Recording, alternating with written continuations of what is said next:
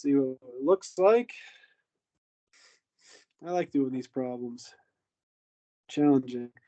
Where we left off, Chemistry 30 101, was with these two problems here. And they're asking us to get to label both the major and the minor products. In this case, now, in the first one, there's two beta carbons, right? There's this beta carbon here, and there's this beta carbon here. Maybe I'll use red and, I don't know, blue, okay, something like that.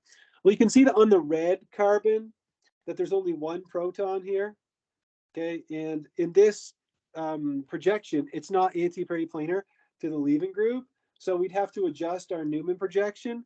Now, there are three beta protons here, right? 1, 2, 3. And so, yeah, you can also get the Hoffman product here, but I'm not going to worry about that because that's just going to form a double bond on the end.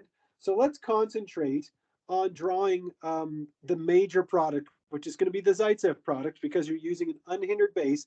And let's practice drawing the conformation, the Newman projection. So I'm going to take my eyeball and I'm going to look down this carbon-carbon bond, and what do I see? Okay, so let's draw it over here. So we'll put carbon in the front, and then we've got the carbon in the back. Not the best handiwork ever, but anyhow, in the carbon in the front, we have a phenyl group going down. We have the hydrogen over here. We have an isopropyl group going up here.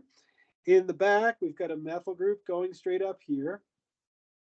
We've got the leaving group going out here. And then we have a proton. We have a proton down here like this. So what I'm going to do is I'm going to rotate this counterclockwise like this. So I'm going to put the hydrogen here, the isopropyl group down here, and I'm going to put the phenyl group up here. So I'm going to rotate that whole thing 120 degrees.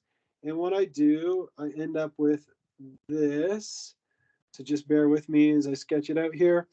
So what did I say? I said our phenyl group is going to be up here.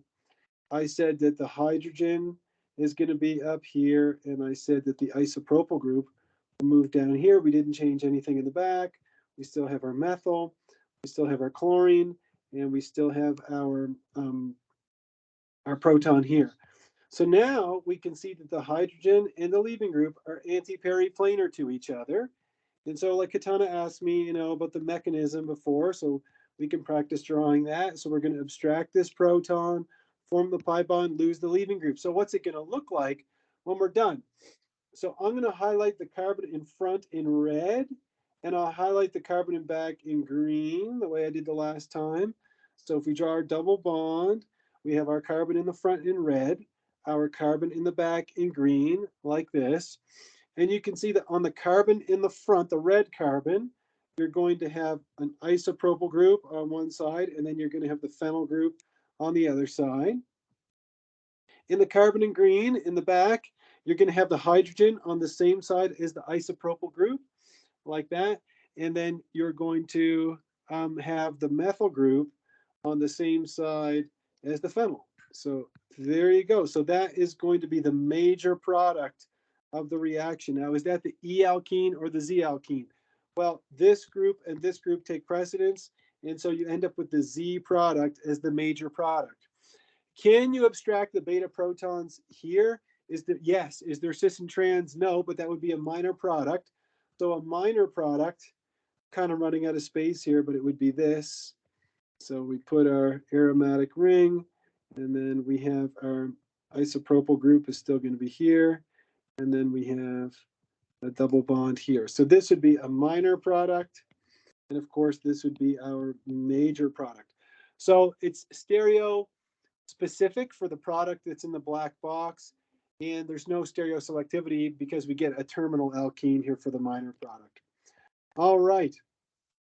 So with that one in mind, if we turn our attention to this one, if this bromine is up and axial, we need to have a hydrogen that's going to be down. And this proton is down and axial.